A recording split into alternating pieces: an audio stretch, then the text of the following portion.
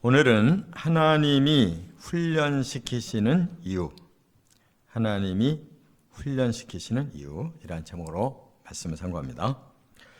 여기 5절에 보면 하나님은 그 부모와 자식의 관계를 가지고 하나님과 성도의 관계를 여기서 설명하고 계십니다. 그러면서 아비가 자식을 기를 때 징계하면서 기른다. 여기 징계라는 말은 한자로는 조금 센 단어예요. 이 혼날 징자에 경계할 개자예요. 그러니까 혼을 낸다는 거예요.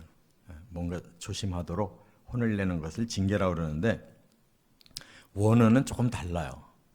야사르라고 그러는데 이것은 교훈한다, 가르친다, 훈련한다 그런 뜻이에요. 그러니까 우리가 이걸 번역을 할 때에도 하나님의 그 본 뜻대로 번역을 해야 더 우리가 바르게 깨닫는 거예요. 그냥 징계라고만 이렇게 한자말로 풀고 그냥 넘어가면 하나님 무섭다는 생각이 들잖아요. 누가 자식을 징계합니까? 그게 아니고 가르치는 거고 훈련하는 거예요. 야사르라고 하는 원어를 우리가 알고 들어가면 하나님께는 우리가 항상 훈련받아야 되는구나. 이 훈련만큼 사람이 변화가 되기 때문입니다. 그래서 부모가 자식을 훈련시키듯이 하나님도 하나님 백성을 훈련시킨다. 지금 이렇게 이제 비유법으로 말씀을 시작한 거예요. 그러면 왜 부모가 자식을 훈련시켜야 되느냐? 그 어린 자녀들도 마음에 악한 본성이 있기 때문에 태어나면서부터 악이 있고 죄가 있어요. 그래서 부모는 그 자식에게 그것을 훈련시켜서 그 악을 빼내고 선한 마음을, 불의한 것을 빼내고 의롭게, 더러운 마음을 빼내고 거룩하게 이렇게 살도록 부모는 자식에게 그런 훈련을 하도록 하나님이 그렇게 만들어 주신 것처럼 하나님이 영적인 아버지로 하나님의 백성을 영적인 자식으로 이렇게 훈련시키셔야 된다 그 말이에요. 그래서 이제 하나님의 훈련은 때로는 이제 고난도 있어요. 때로는 시험도 있습니다. 그리고 때로는 사건이 있어요. 그래서 우리 인생을 가만히 보세요. 계속 편안한지 절대 그럴 수가 없어요. 계속 편안하면 사람은 타락하게 돼 있어요. 죄성이 올라오게 돼 있다고. 그래서 그 죄성을 사람들이 절제하도록 하나님이 고난을 주시는 거예요. 그래서 시험으로 계속 테스트를 하시는 거예요. 그래도 말을 안 들으면 가끔 사건을 일으키셔서 사람으로 하여금 꼼짝도 못하고 자기 자신을 돌아보고 자아를 죽이는 그런 훈련을 시키신다 그 말이에요. 그것을 우리 사람들이 모르고 그냥 자연스럽게 뭐가 되려니 하고 살면은 그는 하나도 변화가 없어요. 그렇기 때문에 부모가 자식을 그냥 무조건 사랑한다. 네가 원하는 대로 다 해라. 다 그렇게 보장해 줄게 하고 키우면 굉장히 훌륭해질 것 같은데 그 본성대로 다 하고 싶은 대로 하게 놔두면 반드시 타락하는 거예요. 그래서 어려서 너무 귀하게 큰 자식이 나중에 부모에게 큰 불효를 하고 망나니 짓을 하는 것이 바로 그런 이유예요. 그래서 오늘 하나님이 이제 훈련시키는 이유, 또 다른 말로는 목적, 뜻이 있어서 하시는 게 뭐냐? 세 가지가 있어요. 첫째, 6절에 보면 주신 길을 가게 하려고 훈련시키신다는 거예요. 이미 하나님은 사람이 가야 할 정해진 길을 사람들에게 밝히셨어요. 너는 이렇게 가야 된다 라고 길을 주셨어요. 그게 뭐냐? 6절에 보니까 네 하나님 여호와의 명령을 지켜 그의 길을 따라가며 그를 경외할지니라 그랬어요. 하나님의 명령이 사람이 가야 할 길이에요. 그럼 그 명령은 뭐냐? 바로 율법과 법도와 규례다. 율법, 법도, 규례 다 비슷한 말인데 왜 이렇게 세 가지 단어로 나누느냐? 강조법에. 강조법. 그래서 하나님은 율법이라는 큰 틀을 주시고 이 규례라고 하는 세밀한 법을 주셨어요. 그것이 법도예요. 정해진 길이라는 말이에요. 믿습니까? 하나님은 우리 사람을 이 땅에 보내시면서 법도, 그 정해진 길을 이미 주신 거예요. 율법대로 살아라. 그리고 상세하게 어떤 상황에는 어떻게 살아야 된다라고 그 규례를 주신 거예요. 그렇기 때문에 우리가 그 법을 잘 알아야지 법을 모르면 안 되는 거예요. 이 세상을 사는 데에도 법을 잘 아는 사람이 그 법을 지켜가면서 사는 거예요. 법 모르는 사람은 엉망으로 살기 때문에 계속 범법을 저질러서 나중에 쇠고랑 찰 수밖에 없는 거예요. 이렇게 법을 알 뿐만 아니라 그 법대로 가는 것이 그게 하나님의 주신 길이라는 거예요. 법을 알기는 많이 하는데 나는 그대로 안 가겠다 하고 자꾸 곁길로 가면 그게 범죄라는 거예요. 그래서 중요한 것은 이제 순종, 법대로 사는 이 순종 훈련을 하나님이 시키신다는 거예요. 그래서 두 가지가 있어요. 여기 보면 진리는 순종하고 하나님은 경외하고, 이 두 가지가 우리가 해야 할 일이에요. 하나님을 향해서는 항상 경외하는 마음, 하나님을 경배하고 또 하나님을 항상 존중하는 이런 마음이 있어야 돼요. 그 다음에 그 하나님이 주신 길이 바로 진리라고 우리 자신이 100% 확신하고 진리대로만 따라가는 삶을 살아야 된다는 거예요. 이것을 예수님은 뭐라고 그랬어요? 마태복음 7장에 보면 산상수훈에서 너희는 넓은 길이 아니라 좁은 길로 가야 된다 그랬어요. 넓은 길이라는 건 뭐예요? 사람의 하고 싶은 대로 얼마든지 할 수 있는 넓은 길이 있어요. 사람이 하고 싶은 대로 하는. 처음에는 좋은데 나중에 가면 그 사람의 타락한 길은 끝이 멸망이에요. 근데 처음부터 좁은 길로 가라 그런 그 말은 율법과 법도와 규례대로 사는 것은 자기를 통제해야 돼요. 법에다가 자기를 통제시켜야 돼요. 그러니까 그 길이 좁은 길이에요. 넓은 길은 자기가 하고 싶은 대로 하는 거예요. 그럼 끝에는 망하는 거예요. 좁은 길로 가면 법대로 가기 때문에 망할 일이 없는 거예요.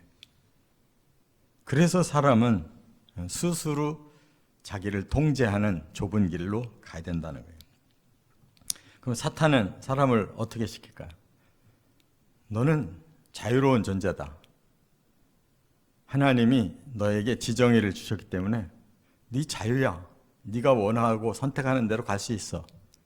갈 수 있죠. 그러니까 넓은 길로 가라고 자꾸 사탄은 꼬이는 거예요, 사람을. 그렇게 하면 도둑질해서 얼마든지 쉽게 버릴 수도 있고, 남을 해코지 해가지고 남의 거 뺏을 수도 있는 거고, 쉽게 하면 항상 트릭을 쓰게 돼 있어요.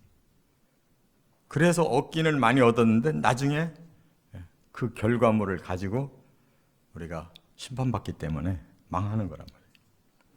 그래서 하나님께서 우리에게는 좁은 길을 주셨어요.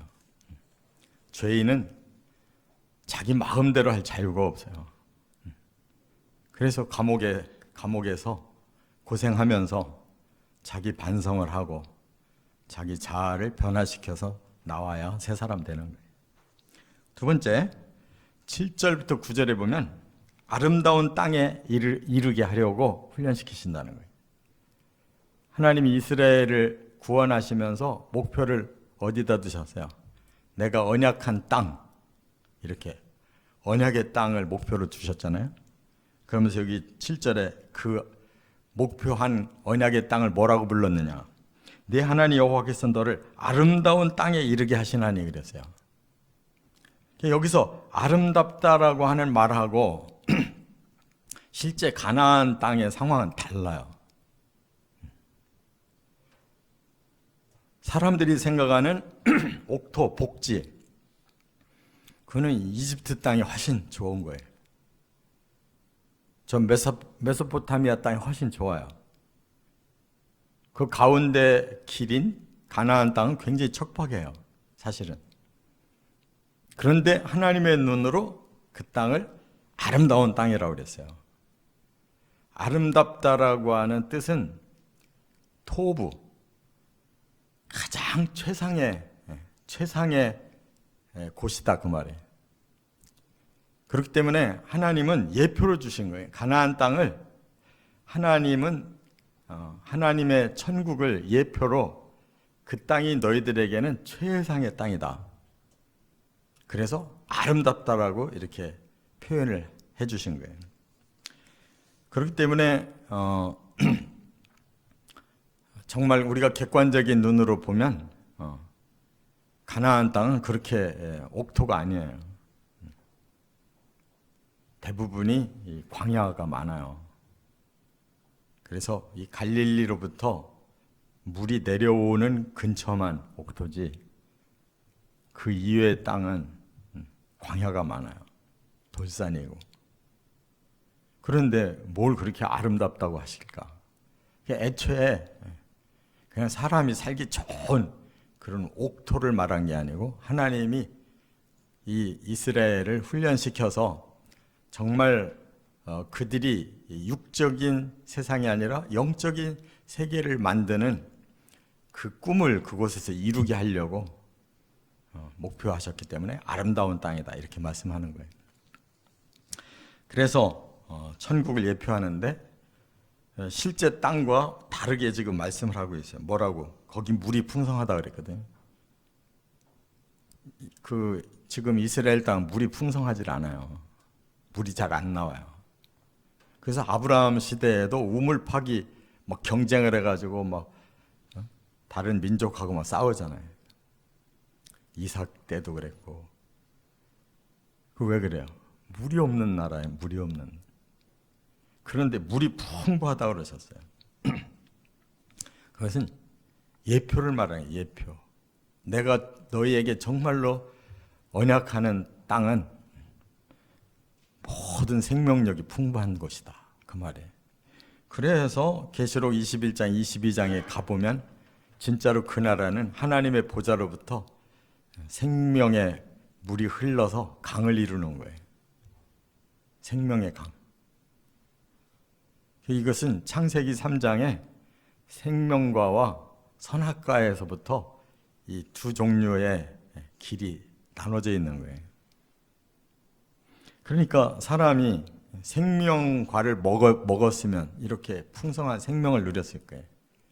근데 선악과를 먼저 먹는 바람에 선악을 알기는 하는데 그걸 다스릴 줄 몰라요.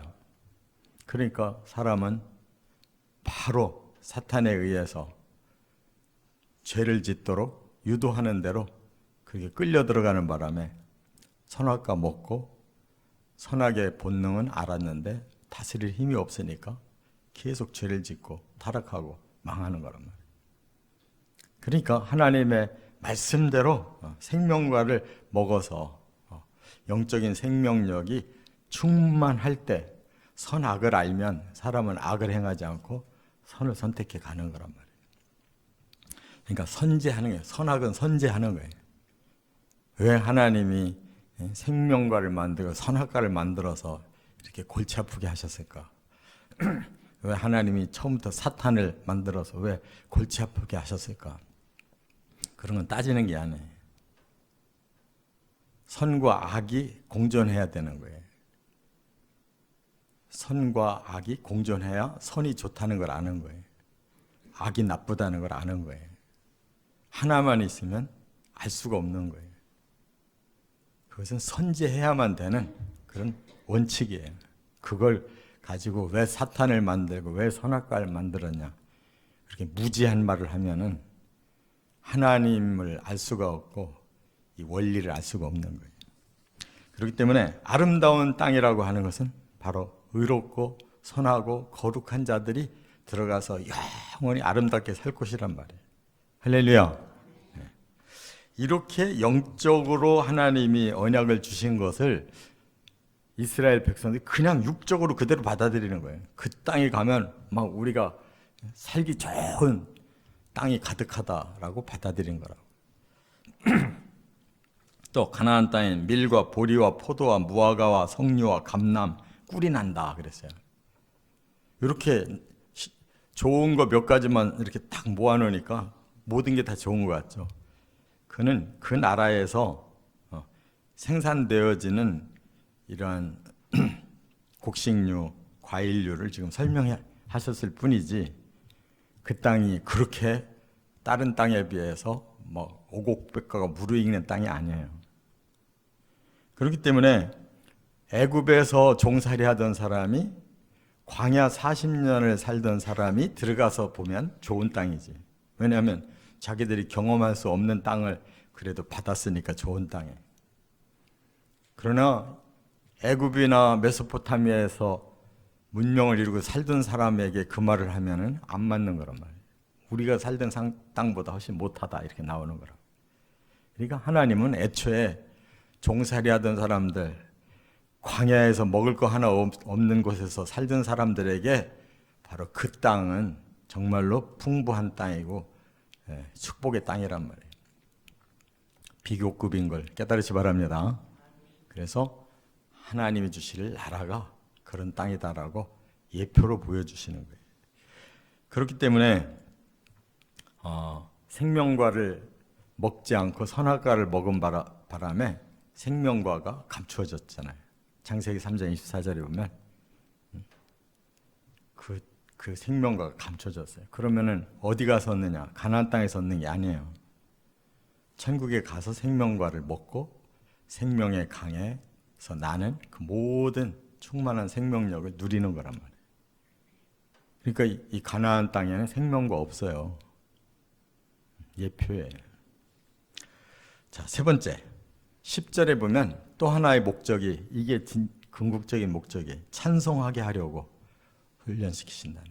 그러니까 찬송하게 한다는 말은 이 모든 것을 하나님이 우리에게 계획하시고 주신 그러한 구원과 영생을 깨닫고 하나님께 영광 돌린다는 말이에요.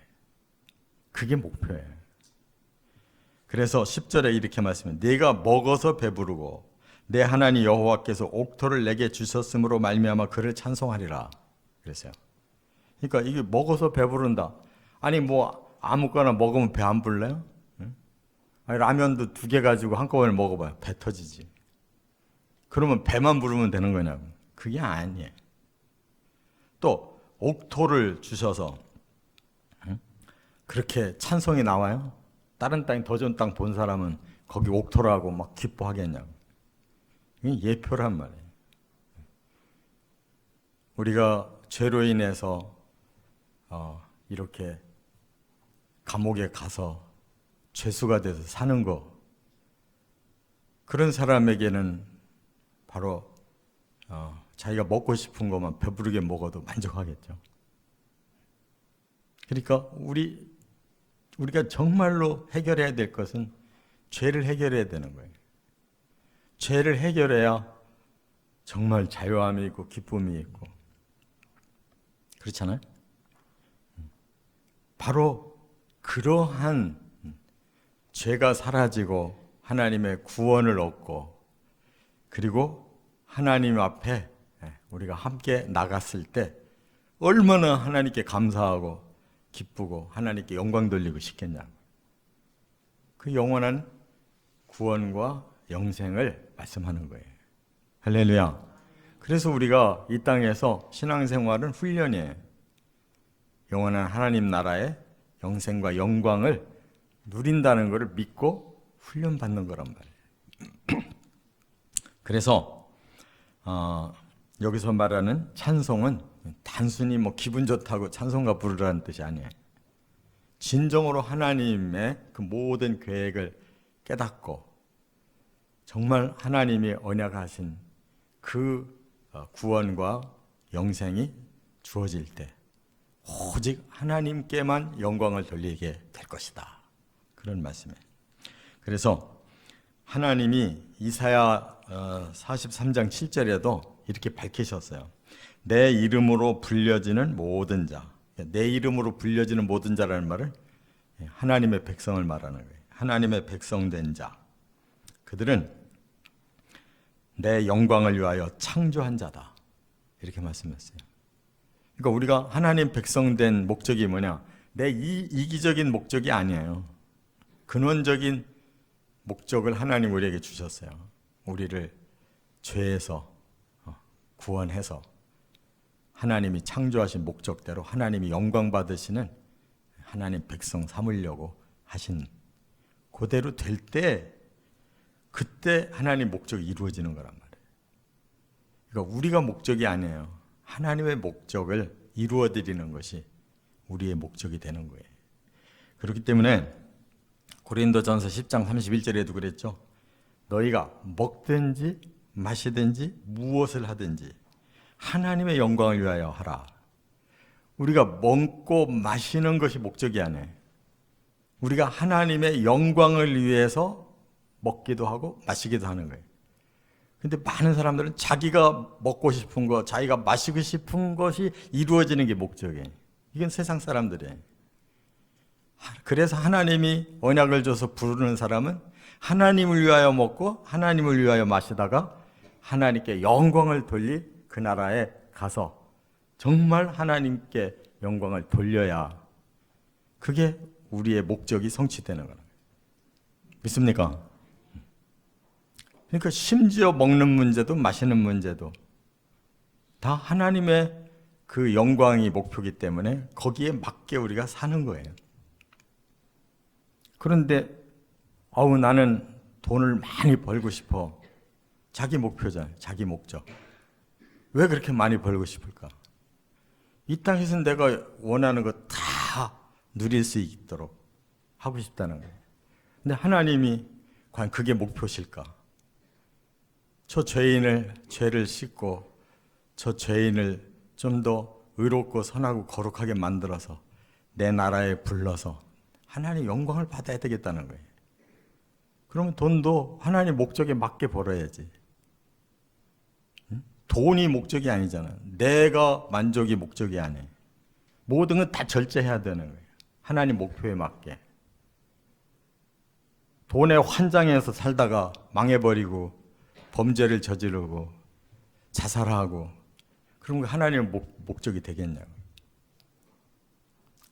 죄 아무리 이루어놨어도 결국 우리가 하나님이 언약하신 그 구원을 받고 천국에 갈 수 있어야지 내 목적도 하나님 목적도 이루어지는 거지. 그러니까 얼마나 사람들의 생각이 어리석은가를 알 수가 있어요. 눈앞의 것밖에 안 보이는 거예요. 우리의 눈앞을 좀 막아야 돼요. 영안을 열어야 돼요. 하나님의 목표에 맞게 좀 살아야 된다고. 사람이 의식주라는 게 뭐예요? 가장 기본적으로 내가 먹어야 생존하니까. 그렇죠? 먹어서 생존할 수 있으면 되는 거예요. 잠잘 곳이 있으면 되는 거라고. 대궐 같은 집에 살아야만 영광스러운 게 아니잖아요. 그러니까 우리가 이 땅에 사는 동안에 목표가 천국이어야 된다. 천국. 나는 천국 갈 거야 라고 목표를 두면 어떻게 하겠어요? 예수님 말씀대로 하늘나라의 재물을 쌓을 거라고.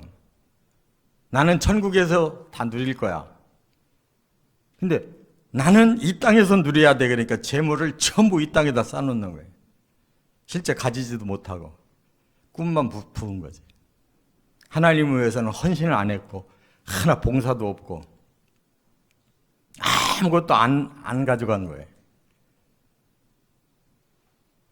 목표를 여기다 뒀으니까 나는 이 땅에서 누려야 돼. 그럼 헌금도 안 하는 거예요. 기증도 안 해. 봉사도 안 해. 그럼 천국에는 달랑 내 영혼만 들어가가지고 무슨 영광을 받겠냐고. 그러니까 하나님과 재물은 겸해서 섬길 수가 없어요. 하나님을 위해 섬긴다면 재물을 하나님께 드려야 되는 거예요. 재물이 목적이라면 하나님을 이용해서 기도해가지고 복받아서 재물을 늘려야 되는 거예요. 그러니까 기복신앙이 나오는 거란 말이에요. 먹든지 마시든지 내 목표로 먹고 내 목표로 마시는 게 아니에요. 하나님 나라의 목표를 두고 하나님이 영광 받으실 수 있도록 먹고 마셔야 된다. 할렐루야. 이게 하나님이 우리를 창조하신 목적이에요. 저와 여러분들의 삶을 더 또렷하게 세워서 우리가 가야 할 길 많이 안 남았는데 똑바로 사시기를 주의 이름으로 축원합니다.